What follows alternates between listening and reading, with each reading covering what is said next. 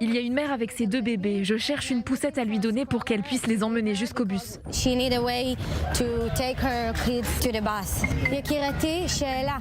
Dis-moi, il te reste une poussette parmi celles que tu as achetées?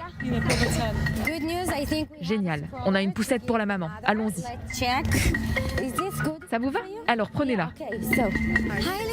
Bonjour toi. Tu veux un ours en peluche? Il est pour toi. Au revoir. Voilà à quoi ressemblent les journées d'Ayala Smotrich, ici à la frontière entre l'Ukraine et la Pologne.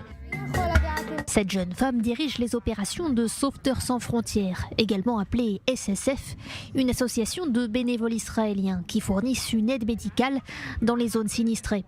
SSF a été la première association à se rendre au point de passage de Medica, un endroit stratégique où des milliers de réfugiés ukrainiens arrivent chaque jour.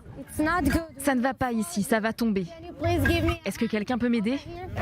Depuis le début de l'invasion russe en Ukraine, plus de 3,5 millions de personnes ont fui le pays. Et la plupart d'entre elles se sont réfugiées en Pologne. La majorité sont des femmes, des enfants et des personnes âgées qui sont partis avec le strict minimum.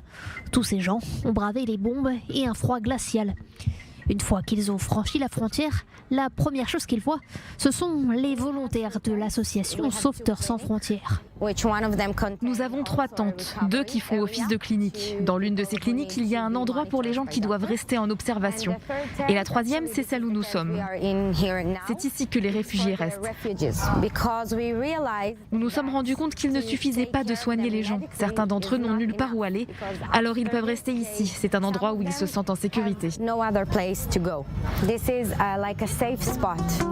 Les tentes de l'association sont pleines de réfugiés, sans oublier les bénévoles venus des 4 coins du monde. Il y a beaucoup de gens qui viennent et qui veulent aider. Ici, il n'y a pas d'amour propre. Je me fiche de savoir qui sont ces personnes, d'où elles viennent. Tant qu'elles ont de bonnes intentions et qu'elles ont un bon cœur, elles sont les bienvenues. Je leur donne un gilet et elles font partie de l'équipe. J'ai besoin de tout le monde. Parfait. Voilà ton gilet. J'ai tout laissé pour venir ici. Je suis parti de chez moi, j'ai quitté mon travail. Je voulais juste participer, faire quelque chose. C'est le plus important. Nous faisons de notre mieux pour lutter contre cette guerre ici. Je peux peut-être te donner de l'argent pour que tu achètes des bonbons et des chocolats à mettre sur la table. Il y a une famille de réfugiés qui a juste besoin de quelques heures pour se réchauffer, changer les couches et les vêtements des enfants et manger quelque chose. Ils peuvent passer la nuit ici, ça ne me dérange pas. Je fais ça pour eux, tu sais. L'association israélienne Nathan a envoyé plusieurs de ses meilleurs médecins pour pouvoir soigner les réfugiés. C'est le cas du docteur Avri Hort, un médecin qui travaillait avant dans une prison. Il n'a pas hésité à prendre l'avion pour venir en Pologne et prodiguer les premiers secours à ceux qui en ont besoin. Il y a beaucoup de gens atteints de maladies chroniques qui sont malades parce qu'ils n'ont pas pu prendre leur traitement. Par exemple, il y avait un homme diabétique qui voulait aller en Israël.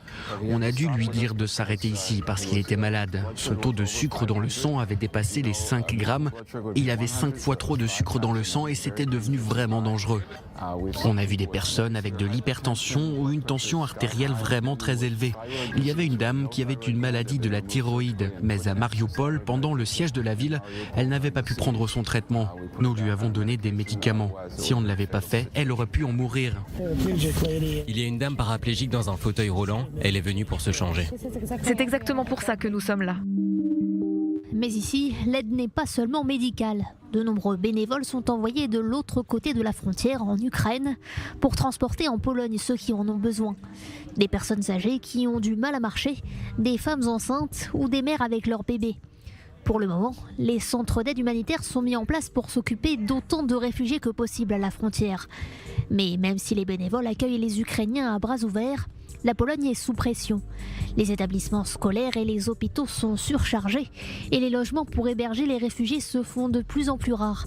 Le gouvernement polonais réclame une aide internationale, mais ne sait pas encore combien il recevra.